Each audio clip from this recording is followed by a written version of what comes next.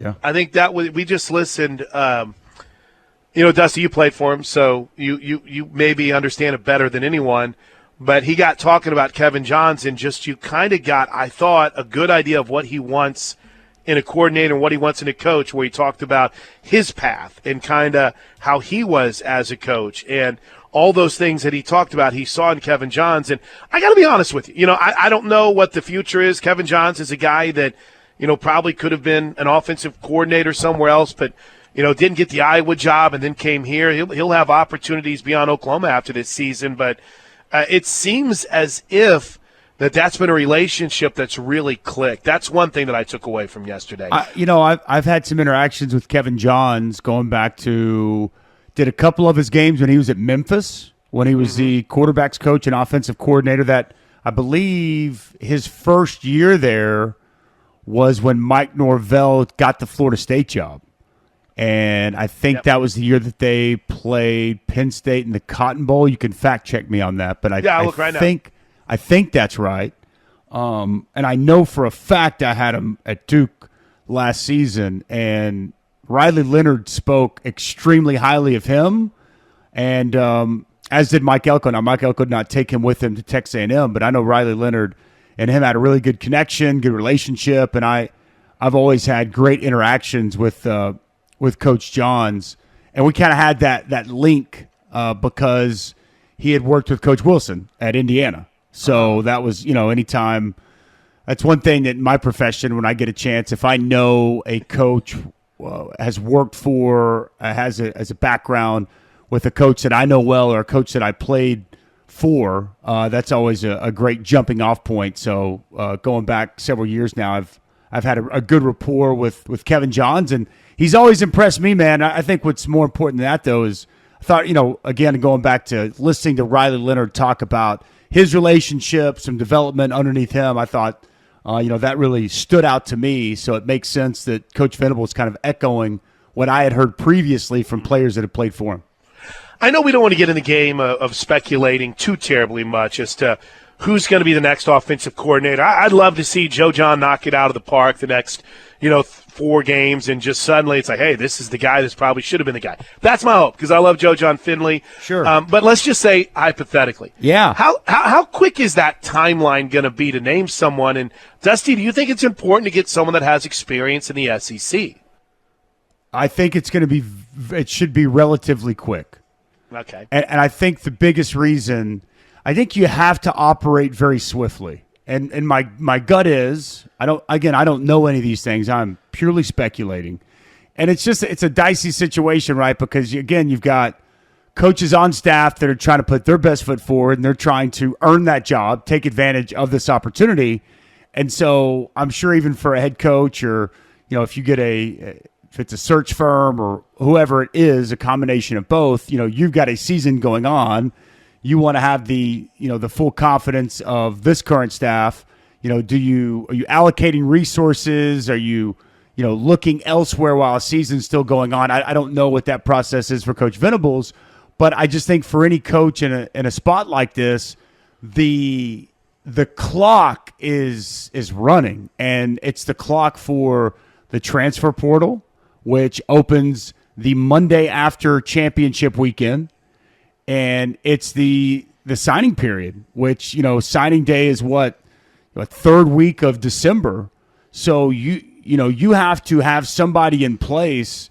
And that, by the way, transfer portal, that goes for your roster and that goes for outside rosters. Like, right. You have to have all those components in place so that you can, start to, re-recruit your own players that you want to keep. And then obviously when guys hit the portal, you've got somebody in place, because that free agency, though you don't have to declare immediately, a lot of times they do, right? And guys are going out taking visits, and they're wanting, to find their next landing spot, and you want to have those components in place. So I do think you have to act with some expediency, and I think it has to be something that happens relatively quick. Do I think that it is a necessity to have SEC experience? I don't, but I would prefer it. I do think being able to navigate and someone, I think that's a plus. I'll just put it that way. Again, I don't think it is, I don't think that you start crossing off people from your list if they have never coached in the SEC.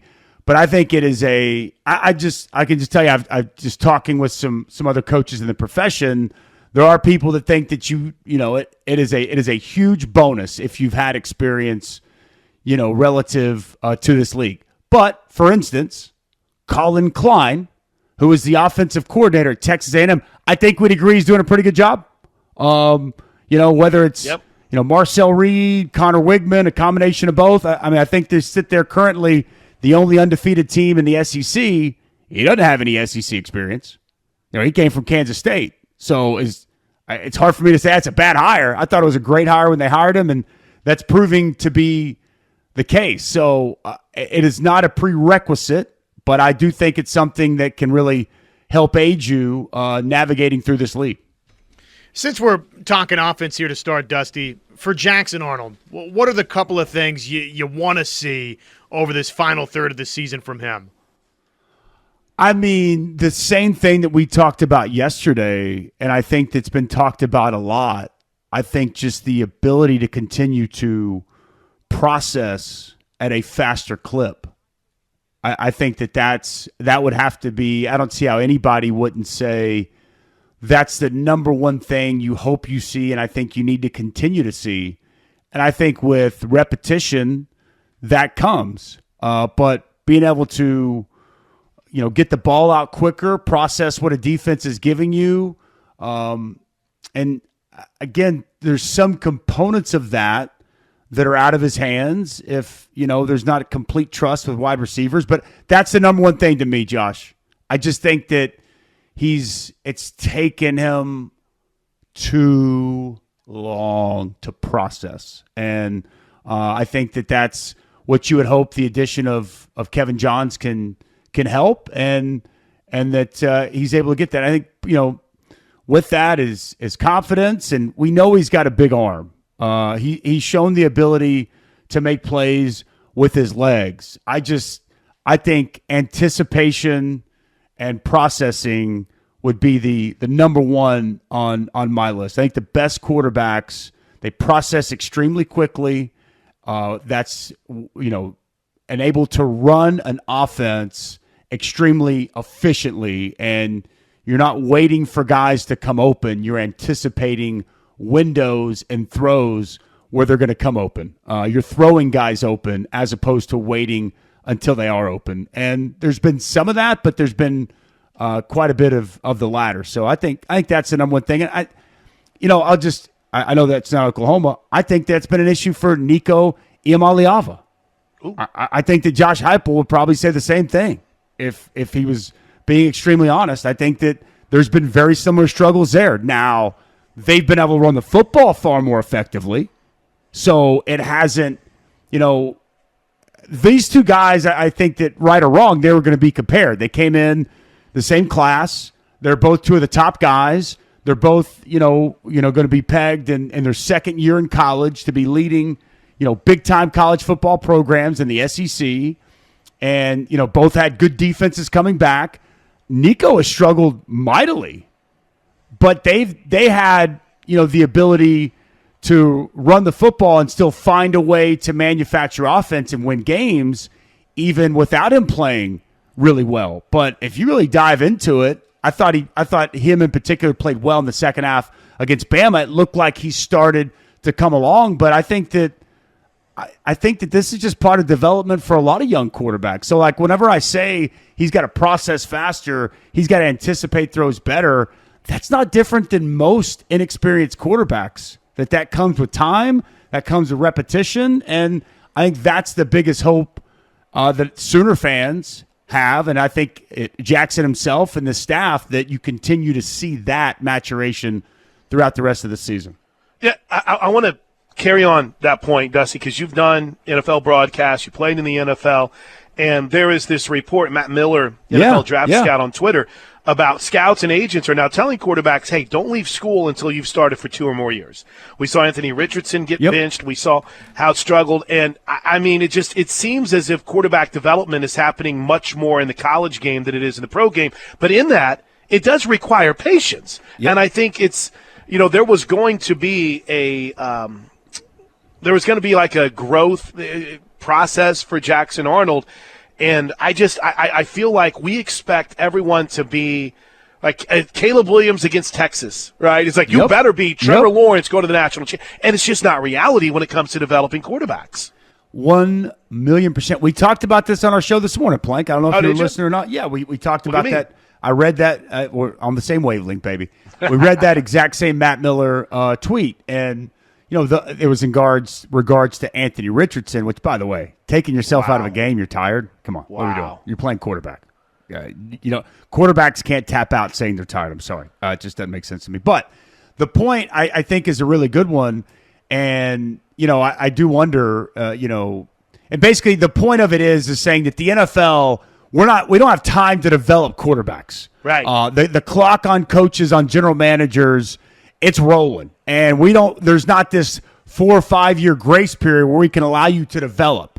And so scouts, different personnel people in the NFL saying, stay in college and get developed. And I think that you have to be patient. I mean, no one has the patience in the NFL, and college is morphing into the NFL. We know that. And it's hard for a lot of people to be patient. I mean, no one has patience. We are an instant gratification society, and we are definitely that as it relates to college football fans, and we are most definitely that at a place like Oklahoma, right?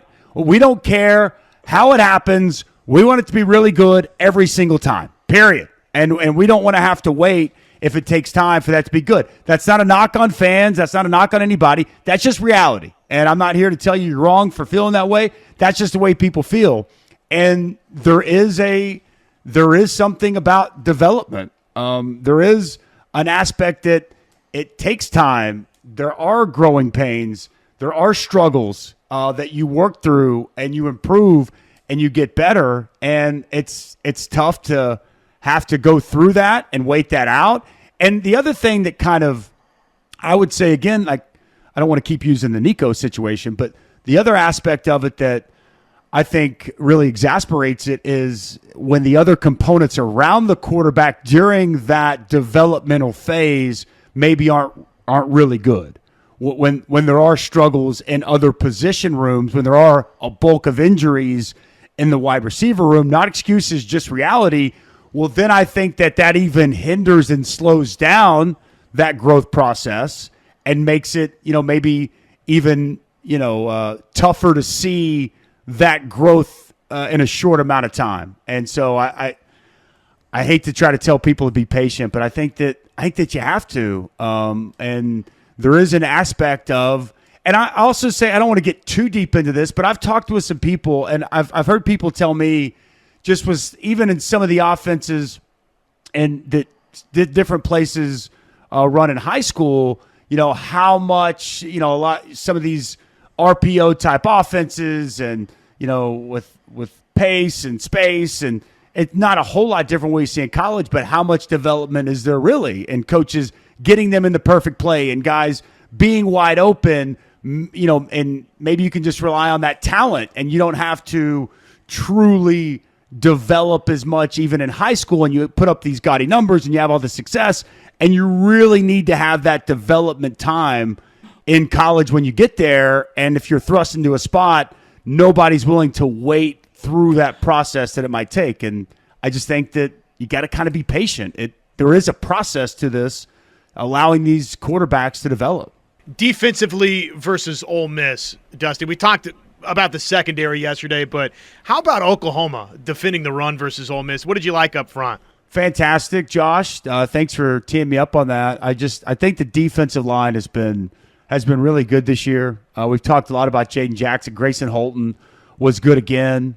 Ethan Downs, what a warrior Ethan Downs is. Blank. I mean, he was hurt. Was that his hammy? It looked like he got shot by a sniper. Yeah, they were working, stretching him out with what I've learned is a hamstring stretch. So that was my guess.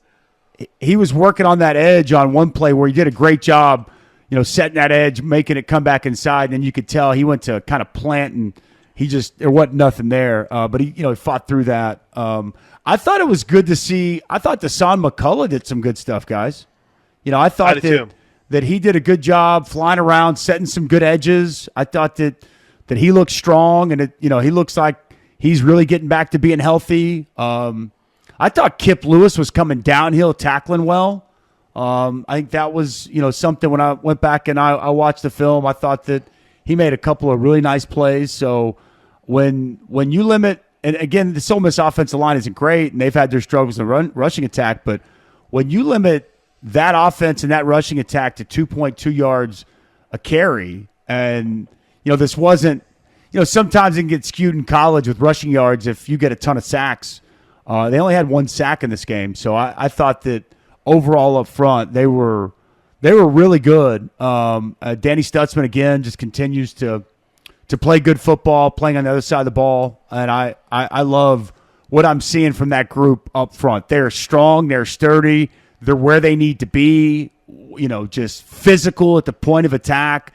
Exactly what we expected coming into the season. I thought, there were definitely struggles in the back end, too many explosive plays that they've got to get cleaned up. But that run defense, I thought they were very, very good. It was winning football up front from the Oklahoma defense, dealing with that Ole Miss rushing attack. We get another segment with Dusty Dvoracek. We'll take a timeout, ask him some of your text questions at 405-651-3439. We're hanging out, going inside Sooner football and college football with Dusty Dvoracek next, right here on the Ref. The Sooners aren't the only team in Norman killing it in the transfer portal. Bob Stoops. Some of the things that they do, it's just a little bit questionable, but seriously, you did that? Dusty Dvoracek. The last thing that you want to have happen is find yourself falling behind. Brian Bosworth. It's such a great call because they disguised the blitz. The Ref continues to prove this is the home of Sooner fans. The Ref is SEC ready. Are you? The Ref Sports Radio Network.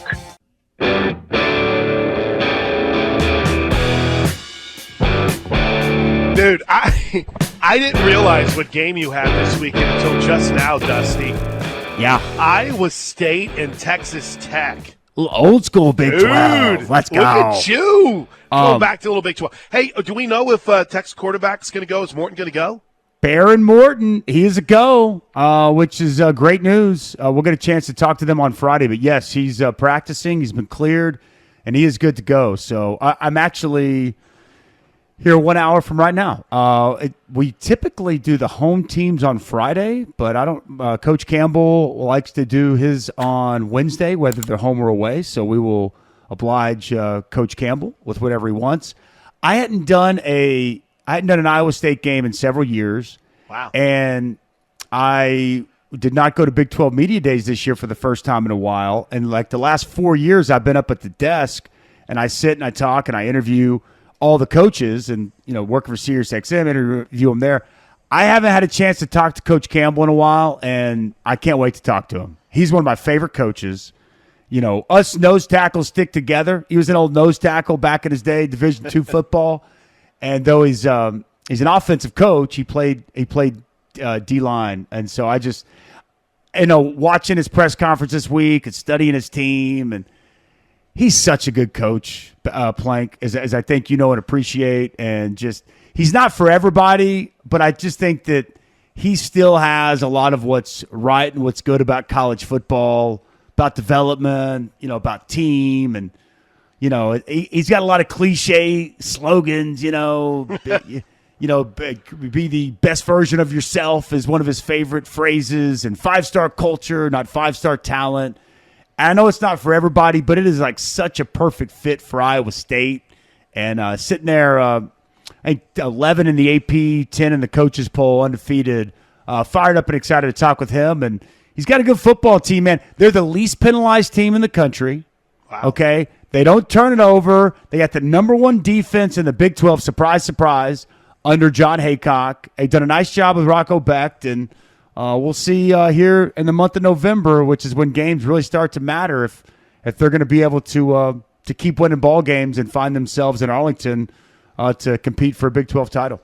Jess, I'm going to throw one more here real quick before we get to the text line on the college football schedule this week. I think it's a sneaky good schedule.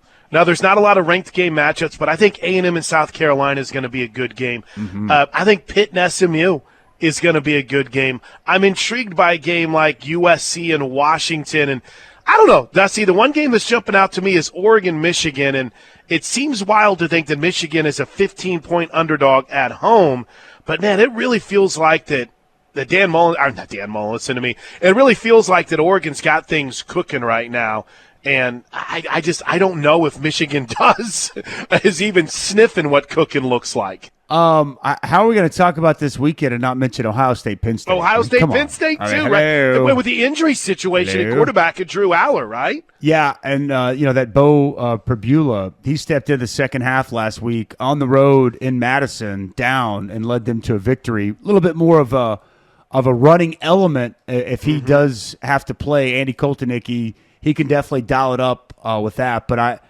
I would hope Drew Aller's able to give it a go. We'll see. I think that you want an experienced quarterback in that spot.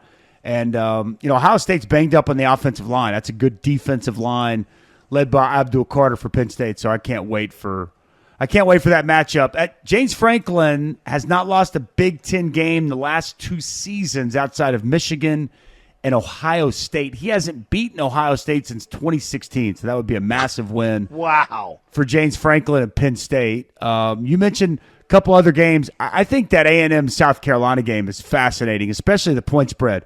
A&M's only a 2.5-point favorite there in Williams-Brice Stadium at night. Going to be lit. Coach Beamer, I don't have to tell you or Sooner fans about that South Carolina defense. I think they know it very, very well. So I think Marcel Reed should be the starter, in my opinion, with what he gives them with mobility. But I'll be intrigued to see what Elko does in that regard. And yeah, man, how about the Ponies sitting there at 7-1 against an undefeated Pitt team? That'll be a fun game in the ACC. I think SMU gets them. I think they hand Pat Narduzzi their first loss of the season. But I would agree with you. It's an interesting slate. You mentioned a name there. I was talking with Josh in the break.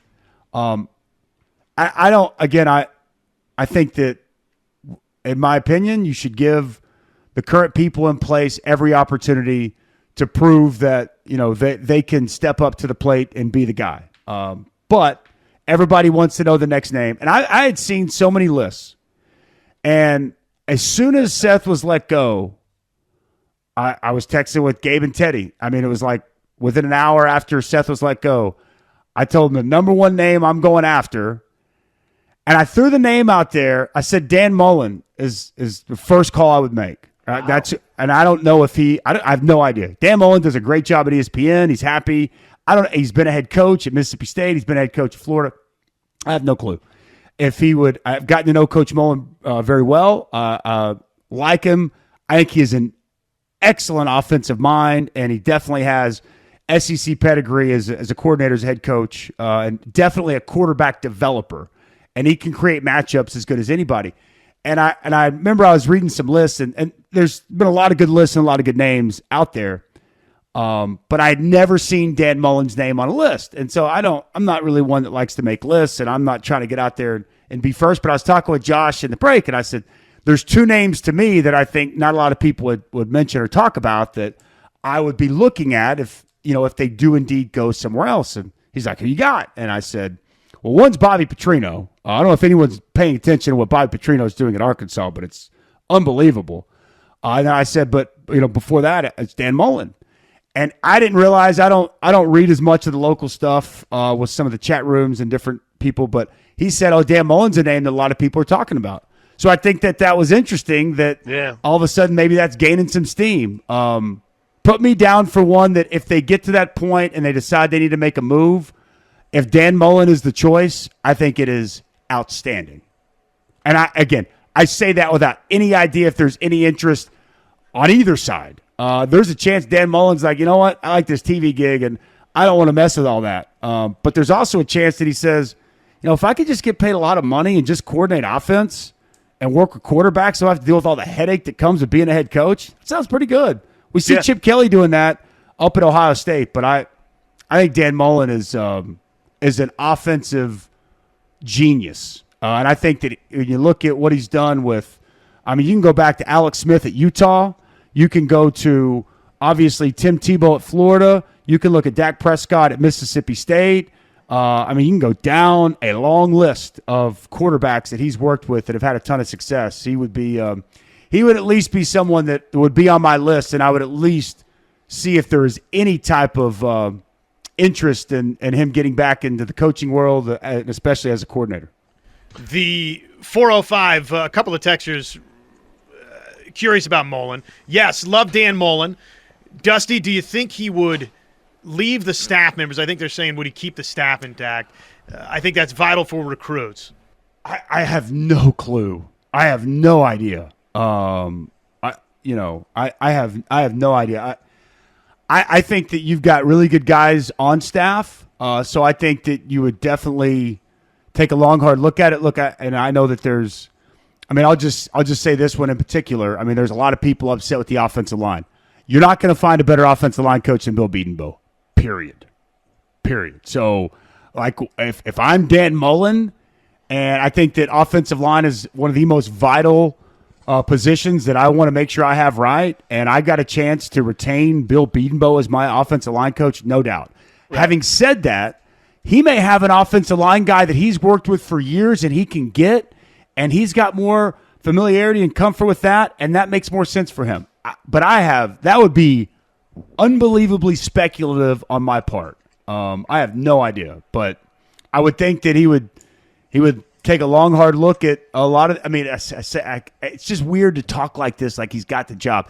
If he were to look at this job and assess it, I mean, I'm sure he would talk with and look through, and I'm sure he'd like a lot of what several of the position coaches have that are currently on the staff. But that's a tough question to answer, to be completely honest.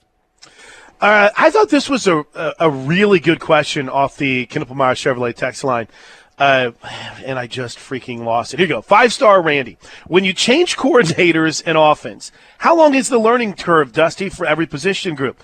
If the offensive line is struggling with who to block and the quarterback isn't sure enough of his receivers to throw them open, will it be a long wait to see a potent offense? It shouldn't be. I mean, how long did it take for when Lincoln Riley came in?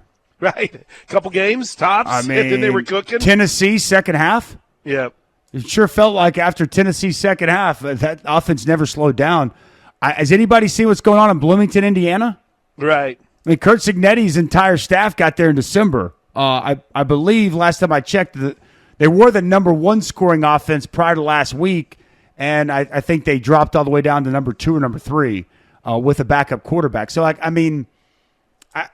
it's never a guarantee. I mean, sometimes there are growing pains, but I don't think that it's crazy to think that somebody can get in, you can implement something throughout an entire spring, into the summer, fall camp, and you're hitting the ground running by, next fall. I don't think that that's too much to ask whatsoever.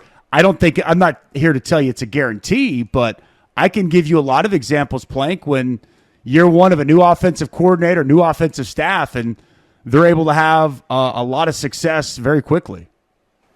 Can I pose one question from me and one from the text line to you, Dusty? Sure. Go ahead, Josh. The turnover department, Oklahoma was great. Takeaways early this season, and that's tapered off just a little bit. Do you see anything there from OU that hasn't happened that has kind of dried the turnover well up? That's a fair question. I mean, if I'm being completely honest, I do think week one skewed things a little bit. Is that fair to say against Temple? Sure. I mean, do we remember the amount of fumbles that there were in that game? What was it? Was it 5? Was it 6? How many did they get in that game? You go back and look. 6. 6. And 4 were fumble recoveries. Like that might have been a false reality. No, I can't say that there's anything in particular. Turnovers are funny. I think that turnovers happen when you're creating pressure. You're getting quarterbacks uncomfortable when you're playing with excellent effort to the football and you got multiple guys to the football. I think that turnovers happen when you're always in the right place. So I guess so I don't just completely ignore your question and give you some kind of answer. I think we've seen miscommunication on the back end at times. I think we've seen too many explosive plays which would just kind of tell you guys aren't always in the position they're supposed to be in. So not only are you not getting, maybe some takeaways, you're also giving up some explosive plays. I would think that, on the back end, which is surprising. I thought the safety room, from a talent perspective, was in as good a place as I can remember in quite some time. And typically those guys are, vocal, dominant players in the back end of your defense. And you would think with guys that have played a lot of football, the talent, the ability to communicate, it's going to lead to less busts and, less breakdowns in communications. But there's definitely been an element of that. And so I would say that potentially, that aspect. And, outside of R. Mason Thomas, I think that you can still continue to get even more pressure on the quarterback. I think that that's, the more times you can get any quarterback, an experienced quarterback, a young quarterback, whatever it may be, the more you can get them, uncomfortable, I think the more tendency you have for them to make poor decisions and turn the ball over. And then from the text line, what will the linebacker room look like next year, do you think? I would think it's going to look pretty good. Kip Lewis is going to be back. There's Kobe rumors McKenzie, that Sammy O's future could be in that room. Sammy Omosigho? Yeah, is he not? Is the Cheetah? I guess I would have assumed the Cheetah was kind of in that room anyway. Yeah. Lewis Carter is a guy that they've been extremely high on. I don't know why that would necessarily change. So, right. Outside of Danny, it may be interesting to see. Again, I can't predict who's gonna transfer and who's not gonna be here. If guys feel that they're not getting playing time and they want to go somewhere else where they can maybe get that playing time, that's going to always be a possibility. But I don't know. I guess I look at that linebacker room and I think there's just going to be a steady flow of good players. But I would start with Kip Lewis, Lewis Carter, Kobe McKenzie as guys that I feel like are going to be back and be able to be impactful players. Am I missing something on that? And you said Lewis Carter. Could there be a portal person in there? I don't think so. I think they feel, of all the places where you look and you feel really good, I think the backer room, excuse me, got verklempt there, the linebacker room and the safety, right? I think you feel really good. Now, we'll see at corner, Dusty. I've been a little bit disappointed in the corners. Eli Bowens looked really good. Jacoby Johnson's got to step up. I think – Agree. I think Jay Valai said it best. He's like, and Brent Venables talked about he has a little hammy issue that he's dealing with. But Jay Valai said something that stayed with me, and it was when he believes in himself, in Jacoby Johnson, as much as we believe in him, that he's going to be something pretty special. But I really feel like that's if I'm worried about next year defensively, that's where I'm looking if everyone comes back, the corner area where they got to get better. And we'll see about Gentry Williams too, right? Absolutely. Boy, it'd be great if he could ever get back and be healthy. When he's on the field and he's healthy, he's played some really good football. Unfortunately, out of his own anything that he can handle is, injuries are injuries. But it'd be great if they could get him back and he could be healthy. I think you feel good about the defensive line and what they're going to have coming back there. Obviously, Ethan Downs, you're going to have to replace him. But I would agree with you. Corner would be the area.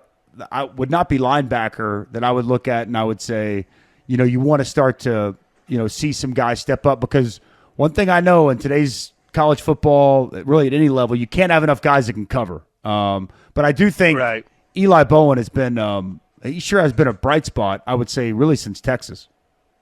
Dusty, I could sit here and talk to you all day, man. But I know you got work to do. So that's such a setup. That's such a setup. It's like I'm gonna make you feel good, but I'm gonna kick you out of here. No, you gotta go. You can't. You gotta go. You gotta talk to Matt Campbell. Hey, it's Maine this week. Let's go handle our business, okay? Hey, by the way, let's go handle our business. This is a game that could not have come at a better time for Oklahoma. Everybody needs to feel better. Everybody, this team, this offense needs to have success. I want to see them go out and execute. I want to see them have success. It's been not a whole lot to feel good about in the recent weeks. It would really, I think, do everybody a lot of good. Fans, players, coaches to go out, have a lot of success. And I feel that they can do that. I feel they're going to do that. They need that this week. If there was ever a time that a game like this was on the schedule in November, this could not have come at a better time. I got to ask for a favor before you go. You realize that with you going to Iowa State this weekend, there's some Washington Warriors on that roster. I do, now. yeah. I need to get an update. I know Coop. I just talked to Steven Alexander. I finally got to know him a little bit. But I know Cooper's battled through some things, and our quarterback from last year for Washington is there too. I know he's not on the depth chart. I think he's been dinged up as well too. Would love to see how those guys are doing, man. They're gonna. I tell everyone that you're coming to Washington anyway, so they'll be fired up to see a future Washington Warrior and Dusty Dvoracek there. But it's kind of cool the local ties that Iowa State has, isn't it? It's very cool. I'm going to name drop Washington, Oklahoma, and see what kind of reaction I get from Coach Campbell. Also, they got a Carl Albert player. They got a safety from Carl Albert, Tayshawn James. Also, I was looking at the two deep and popped up on my board. So one thing I can tell you, that place, they know how to find players, they know how to develop them. Matt Campbell's as good as that as just about anybody. So I will get the word out on the Washington Warriors on the roster, man. All right, buddy. see you, brother. Have fun, Dusty.